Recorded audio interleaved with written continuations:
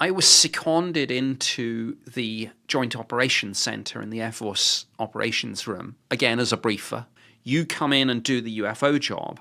We're saying what an amazing thing it is, particularly in intelligence work, to be underestimated. Was this something you had been interested a ton in as a child? Like, were you thinking about extraterrestrials, or even less than that? Were you always interested in space and you had expressed that before getting this job, or was this something that was thrown on you in trial by fire? I really didn't have a previous interest. I guess I was interested in space. And I mean, at school, when I was about 10 or something, I did a project on the solar system, but it was very sciencey. I had, as a kid, I guess, seen, as pretty much everyone had, the movie Close Encounters of the Third Kind. Yeah. Spielberg. I had read, I think, the book The Bermuda Triangle, which had one chapter on UFOs, I think, Charles Bullitt's.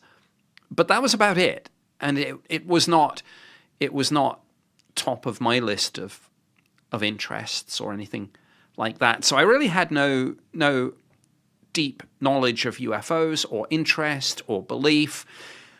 It's just that vacancy opened up at pretty much the time I was due for a move. So it just seamlessly came together. Now, did you have a say in getting that job, or was it they just brought it to you and said, you're doing this?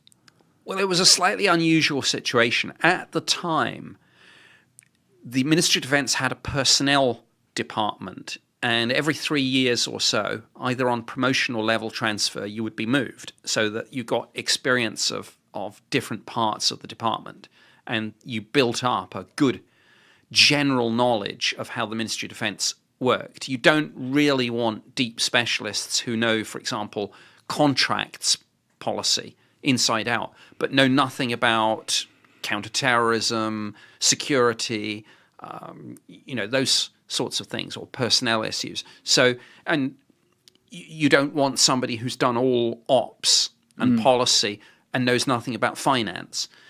So the thinking was, give someone a grounding in all the major areas of the department's business so that there aren't any gaps in their knowledge.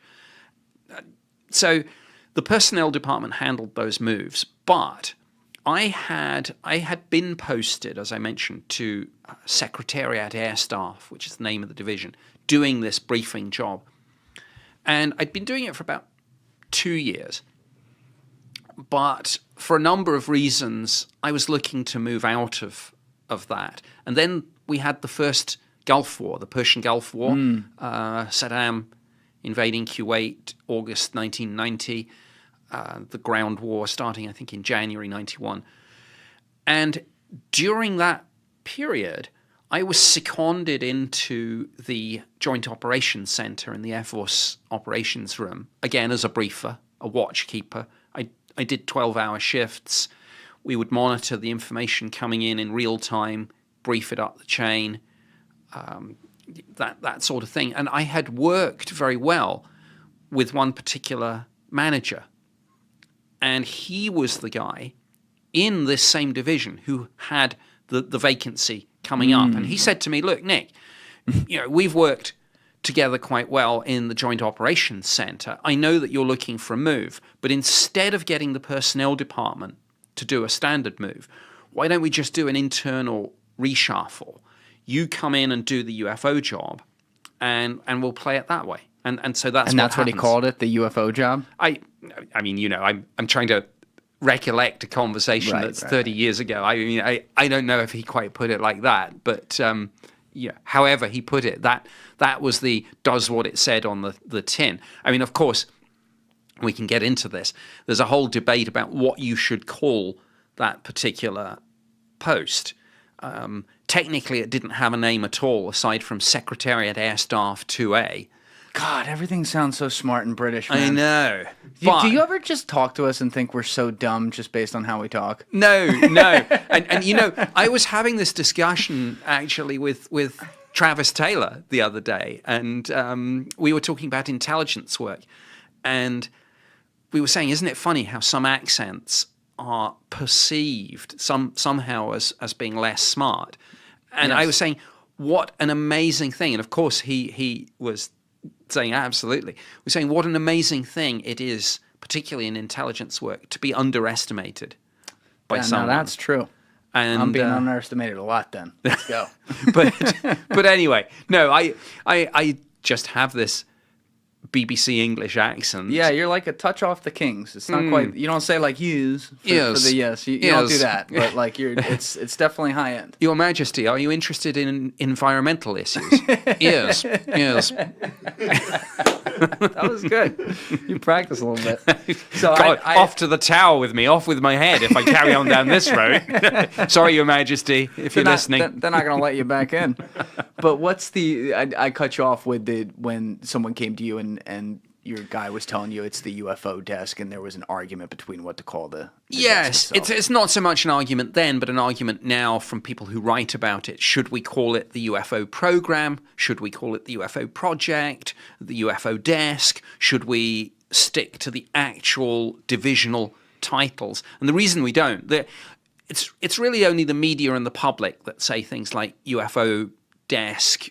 Although actually, I saw that in Parliament the other day, so they have adopted it. Oh, wow. But we have this kind of internally, you want to speak, when you're speaking to other people in the system, you fall back on all the acronyms and divisional names because they know it. And they say, oh, I'm in Sec AS. Yes, I was there a few years ago. And that's fine. But if you're talking, say, to the media or someone outside the system, they don't know that. Secretariat Air Staff 2A. Oh, yes, 2A, not 2B. And they're like, what the heck is this guy talking about? So that's where you use the sort of does what it says on the tin things like UFO program. Sure. So I guess the thing that none of us can relate to is how that would look. I mean, we don't even know how it looks in any of these offices. You guys have to tell us about it. But thinking about the year there, this is what, 91? When are you coming on to that? 91. Desk? Okay. This seems to be so long before. This was back. I mean, it's only recent years where UFOs and the idea of it have even been taken seriously by the mainstream in a way. But back then, I'm thinking they got to be like, oh, great, the UFO guy over there. So I'm picturing a desk here that's like in a back musty room with, like the mops on the side because you got to clean it yourself, some paper you can write on, no secretary. Is it like that, or were you actually like decked out a little bit?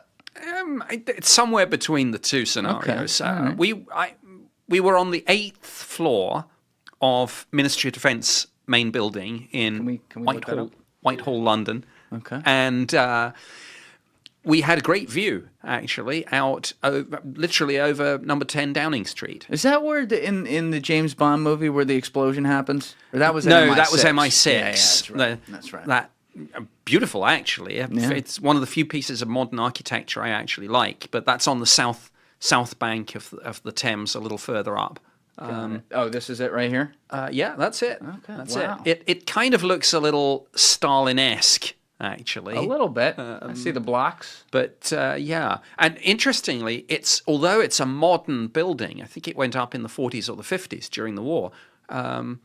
It's built on the site of the old Whitehall Palace, and there's this really spooky moment that if you go down into the basement, you actually come across King Henry VIII's old wine cellar, which is restored to as it was in medieval days. Whoa. And I had my leaving do there.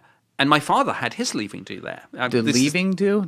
I think we're on British terms now. Your farewell party. Got it.